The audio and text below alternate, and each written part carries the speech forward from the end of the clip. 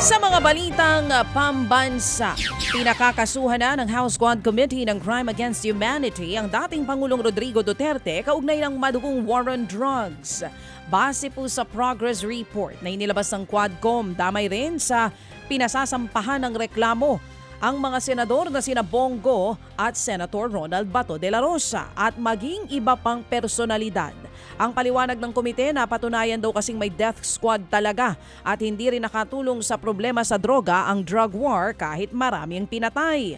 Malinaw raw na inabuso ng Administrasyong Duterte ang kapangyarihan nito dahil sa nangyaring extrajudicial killings. Bukod sa mga pinakakasuhan, pinaiimbestigahan din ng komite sina Davao Congressman Paulo Duterte, Attorney Harry Roque at ilan pang personalidad. Dahil raw sa kaugnayan o dahil rin sa kaugnayan daw nila sa droga at maging sa illegal na pogo. Samantala mga kapatid, sa iba pang mga balita, mahigpit na ipinatutupad ang seguridad sa Pinay drug convict na si Mary Jane Veloso habang nakakulong ngayon sa Correctional Institution for Women dyan po sa Mandaluyong. Unang beses nagpalipas ng gabi ni Mary Jane sa kanyang selda sa loob ng compound kung saan din nakakulong ang dati nitong recruiter. Kahapon, isinalang siya sa booking procedure, mugshot at maging sa medical examination. Bilang proseso po yan para sa mga bagong inmates. Hindi nga lang siya nailagay sa isolation facility dahil sa dami ng opisyalis ng gobyerno na gusto siyang makita. Aminado tuloy ang Bureau of Corrections na tila nilabag nila ang mahigpit na protocol sa quarantine ng bagong PDL. Gaya ng kanyang recruiter sa maximum security compound, inilagay si Veloso dahil itinuturing na heinous crime ang binubuno niyang kaso na drug smuggling. Gayunman, posible naman daw ilipat ng ibang kulungan sa Davao o sa Palawan ng recruiter ni Veloso para hindi sila magkasama sa iisang compound.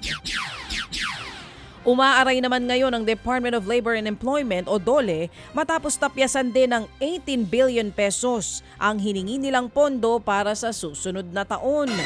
Base po yan sa orihinal na budget na hinihingi ng DOLE na nasa higit 69 billion pesos ang kailangan sa susunod na taon.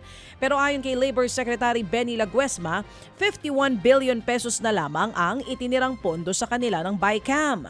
Bagamat obligado raw silang mamaluktot kung maikli ang ibinigay na kumot, aminado pa rin ang DOLE na milyon ang posibleng hindi makatanggap ng cash for work benefits sa 2025 na nakasama po sa kanilang tupad program. Dahil tatamaan ng tinapyas na budget ang pondong nakalaan nga sana sa tulong panghanap buhay sa ating disadvantaged displaced workers o tupad. Malaking dagok ito sa DOLE lalo tupad ang isa sa mga inaasahang programa para sa mga mahihirap at madalas tamaan ng kalamidad katulad ng bagyo.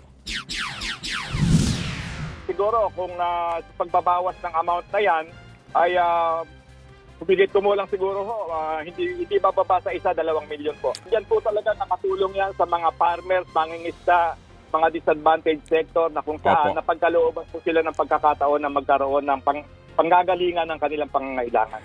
Yan nga po ang tinig ni Labor Secretary Benny Laguesma. Binatikos naman ang dating pinuno ng Commission on Audit ang hindi pagbibigay ng subsidy ng Kongreso sa PhilHealth para magamit muna ang sinasabing reserve fund daw ng ahensya.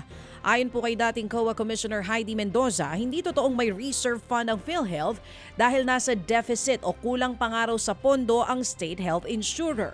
Kung binasa lamang daw kasi ng tama ng Palasyo at Kongreso ang 2023 audit report ng COA, madali nilang malalaman na wala talagang sobrang pera ang PhilHealth.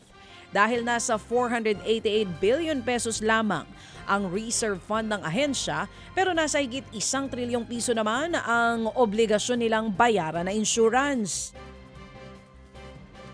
Binatikos din ni Mendoza ang pag-invest ng PhilHealth sa sobra nilang pera dahil dapat ginamit na muna ito sa pag-expand ng benefits at pagpapababa sa kontribusyon ng mga miyembro.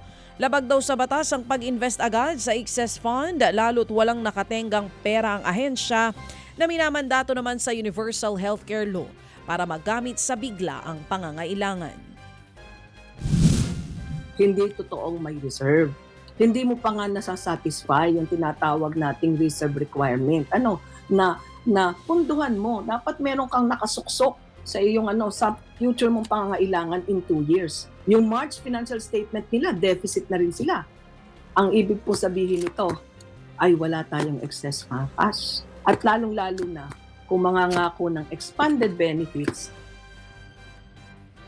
Yan nga po ang tinig ni former COA Commissioner Heidi Mendoza.